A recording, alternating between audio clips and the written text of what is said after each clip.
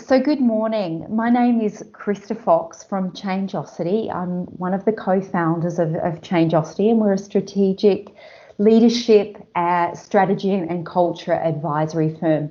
I've got Carinne Bird with me this morning. Carinne is the Senior Director of ICT Product and Marketing at Do. Carinne, good morning, welcome. And we're looking forward to talking today about leadership and your experience of leadership.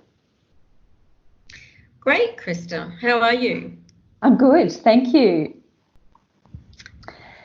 I know that one of the things that has been instrumental in your career success is the ability to get stuff done.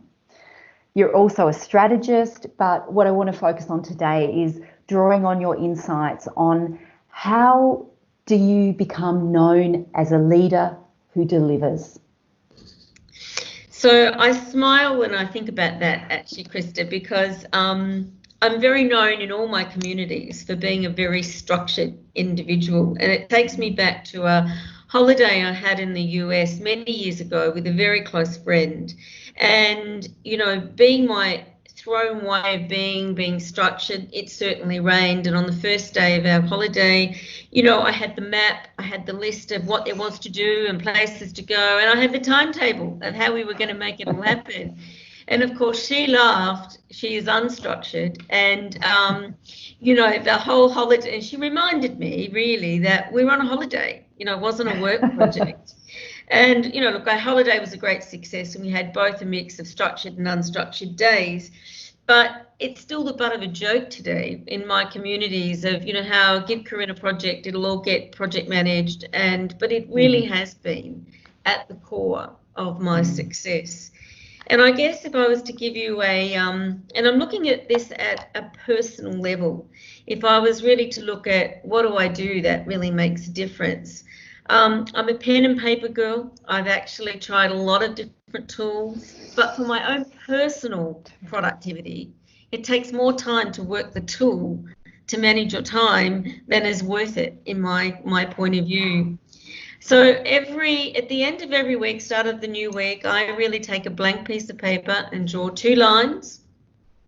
I take all of the headings of the initiatives that I'm working on that are really critical over the next 2 or 3 weeks. So this is a very tactical type of plan.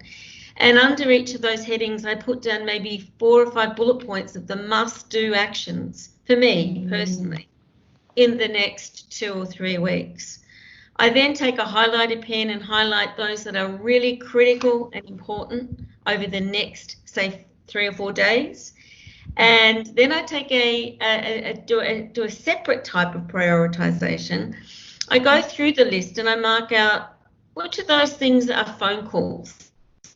Which of those things can I knock over with a quick phone call? Maybe I circle that with a 1, Then what are those things that are not as quick, but maybe will take 15, 20 minutes to craft an email or do a little bit more action to? Maybe I mark those as a 2. And then I kind of build down to then I've got projects that might take half a day to really put some thinking and some time against. And I mark those differently.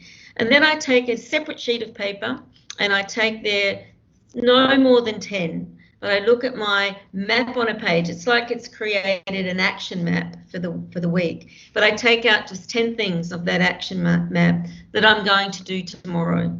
And I prioritize them. And I just focus on that one page for the day. I don't go back to the action map, just focus on that one page. And my objective is to get that all crossed out.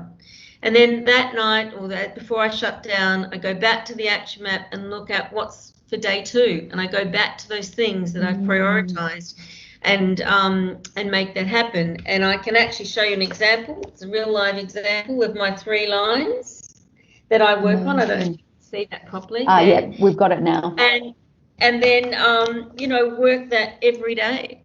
And it's just a routine I've got into over the years. Before I shut down, redo the next day. So that's what I do. It's pen and paper. I find that's the quickest for me and it works. And with it, I bring persistence and rigor. And what I like to think about that is if you're skipping down the yellow brick road of life and a tree falls across that road, right? You have the choice of standing there and waving the white flag and going, can't go any further, there's a tree across my road. Or do I climb over the tree? Do I walk around the tree? Do I dig a hole under the tree? Do I push my way through the tree? Do I bring a crane in and remove the tree, right? Just being unstoppable in the face of whatever gets in the way.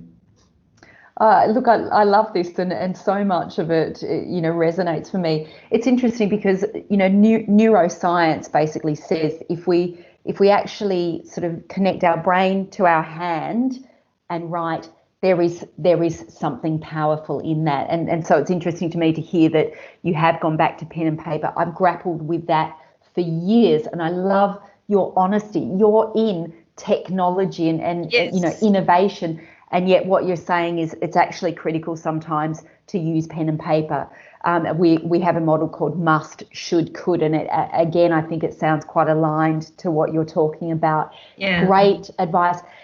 Love to be able to perhaps share that format with some of our listeners as well, if you're willing to do that. Sure.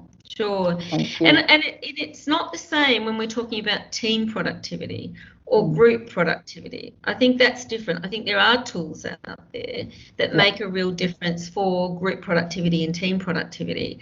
But for your own personal productivity, I personally think pen to paper works for me. Brilliant.